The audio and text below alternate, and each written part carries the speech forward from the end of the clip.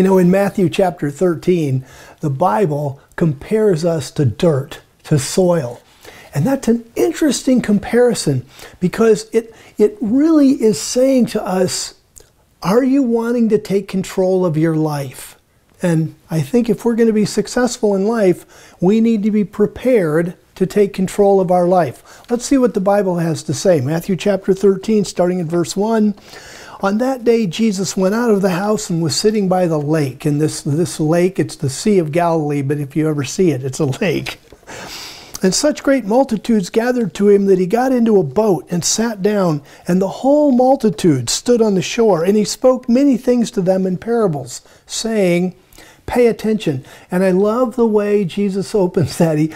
How does the Bible record that Jesus opened his teaching? Pay attention. And when the Bible tells us to pay attention, you know, that's about the time we ought to be paying attention. Absolutely. So Christ said, pay attention. The sower went out to sow, and that was, especially in the Galilee, this was a really familiar thing. You know, people sowing their seed for their crops to come in. So the sower went out to sow. Verse 4, and as he sowed, some seeds fell along the path, and the birds came and devoured them. And others fell on the rocky places, where they didn't have much earth. And immediately they sprang up, because they had no depth of earth. But when the sun arose, they were scorched, and because they had no root, they withered away.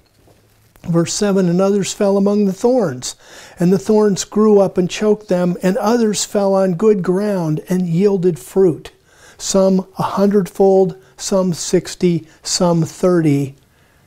And then Christ finished the parable by saying, anyone who has ears, better listen. So he starts out by saying, pay attention, and then he finishes by saying, look, if you've got ears, you better listen to this. And what he's doing in this parable, he's comparing us to soil, to dirt. And I can remember so well as a young Christian, and we'll read the explanation of the parable, but I remember so well as a young Christian thinking, oh God, please let me be the good soil, please let me be the good soil. And that was a prayer of mine. You know, but it's interesting that what's going on in the parable is not so much that there are different kinds of soil and you're going to be one, but you get to choose the kind of soil you're going to be. So now Jesus starts to explain the parable. This is Matthew, chapter 13. Now we're in verse 18. And he says, hear then the parable of the sower. If anyone hears the message about the kingdom and does not understand it, the wicked one comes and snatches away that which has been sown in his heart. This is the one who was sown along the path. If you remember, there were some of the seeds that fell along the path, and the birds came and ate them up.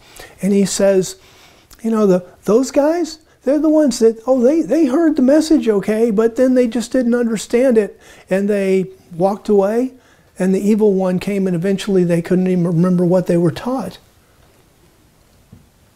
You know what? If you're taught something and you don't understand it, guess who knows that? You do. Yeah, if I'm listening to a teacher and he says something I don't understand, I know it. Who's responsible to say, hey, whoa, I need some more clarification on that? See, we are. If we're going to understand the deep things of God, we need to know when we don't understand them, and we need to be then more aggressive about finding them out. Then Christ goes on, he says, and the seed that was sown on the rocky places, remember that? They didn't have any depth of earth. He says, this is the one who hears the word and immediately with joy receives it. Yet he does not have any root in himself, but is short-lived. When tribulation or persecution arises because of the word, immediately he falls away. Well, he doesn't have any root in himself. Can we know that? Can I say, wow, you know, I don't really know the Bible as well as I should? Can I say that? Certainly. If I'm saying to myself, boy, I don't know the Bible as well as I should, then I ought to be also saying, how can I learn it? And especially now, there are so many resources for learning the Bible. It's a matter of, are you willing to take the time to learn the Bible? Absolutely. Then verse 22, Christ goes on, he says, now the one that was sown among thorns is the one who hears the word, but the worry of this age, the deceitfulness of wealth, chokes the word and it becomes unfruitful. And basically, this is the person, if you remember, sown among the thorns, and the thorns came up and choked the word. It's just, life is busy. It's true. Our lives are busy. They just are. And if we're not careful, then we're not going to carve out the time that it really takes to be a good, to be focused on God, to know the Bible, to go to fellowship, to be able to do the things of God. Christ said, seek first the kingdom of God. Love God with all your heart, soul, mind, and strength.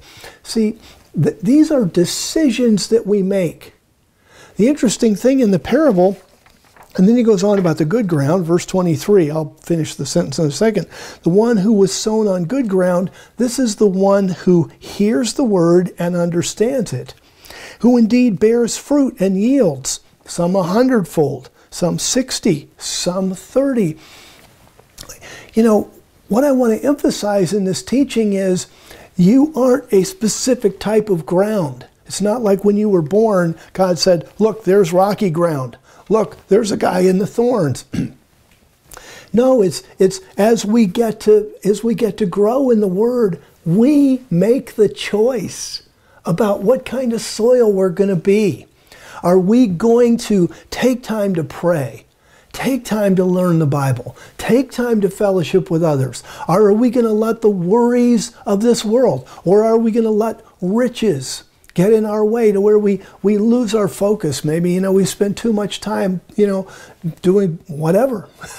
and the day goes by. At the end of the week, it's Sunday night. You're kind of thinking back over your week and you realize, I haven't spent any time in the Bible this week. I haven't really spent any focused time in prayer this week. I haven't spent any time just fellowshipping just with other Christians and building the depth of the Word in my life. See, you and I determine the kind of soil we are. And whether we're going to let ourselves be choked by the thorns, whether we're going to let the birds steal away what was sown in our hearts, whether we're going to have no root in ourself, because I heard that one time, but I never paid attention to it after that. We determine the kind of soil we are. And that's what a blessing to know that we're in charge of that. So I would challenge you, just like I challenge myself. We really, really want to be the kind of people that are the good people, the good soil people. As I was coming up in leadership many, many years ago in the ministry, somebody taught me, there's three kinds of people in the world. I don't know if this is really true or not, but this is what I was taught, and I've always enjoyed it. There are three kinds of people in the world. There's people who make things happen. There's people who watch things happen. And there are people who wonder what happened. We get the choice to make things happen. We determine the kind of soil that we are. I want to be good soil. I want to produce fruit. I hope you do too. Make the right choice. God bless you.